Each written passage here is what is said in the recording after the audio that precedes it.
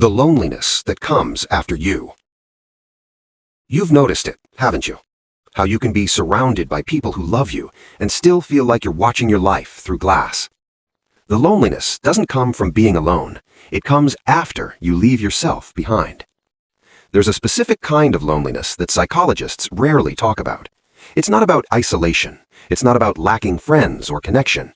It's the loneliness that builds when you've spent so long being what others need that you've become a stranger to yourself.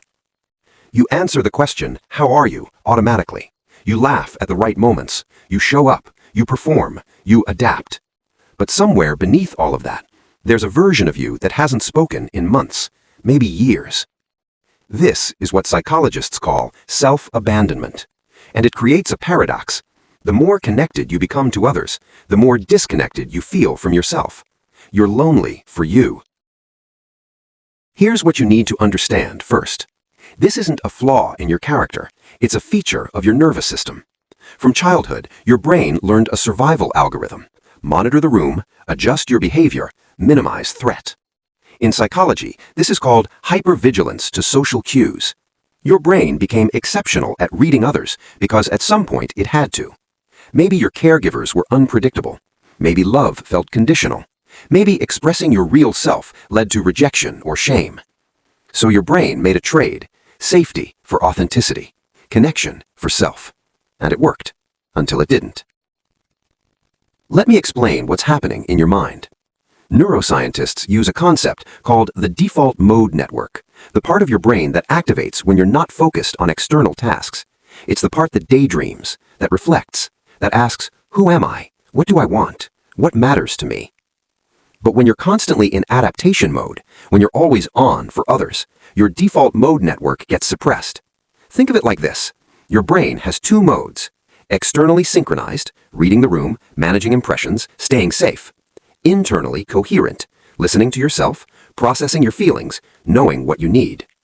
Most people toggle between these, but if you grew up needing external validation to feel okay, your brain gets stuck in external sync.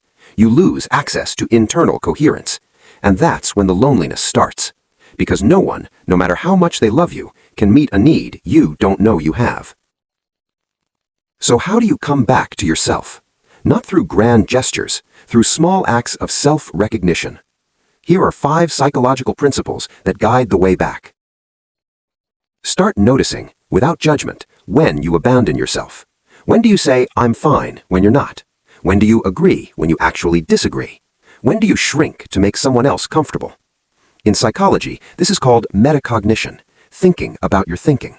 You're not trying to fix it yet. You're just creating awareness, because you can't return to a self you don't notice leaving.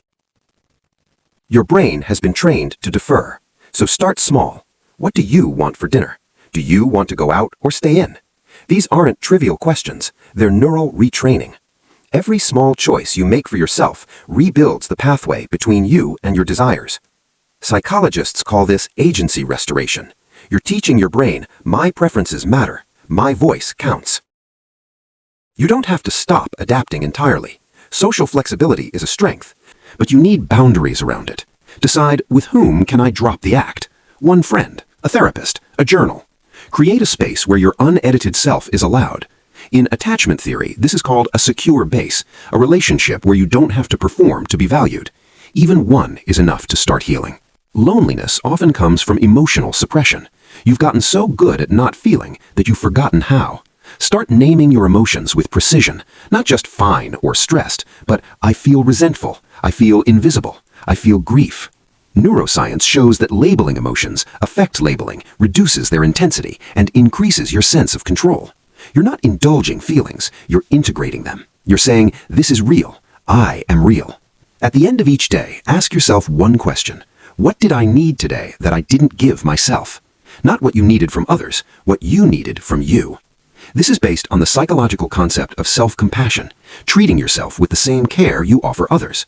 Over time, this question becomes a map, a way back to the parts of you that have been waiting.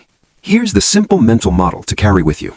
Loneliness isn't the absence of people, it's the absence of self. When you abandon yourself to be loved, you create the very isolation you were trying to escape. Because even when you're held, you're not there. The way out isn't louder, it isn't harder. It's quieter.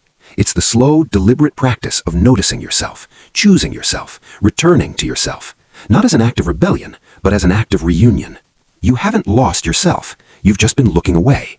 And now you're learning to look back. That's not loneliness.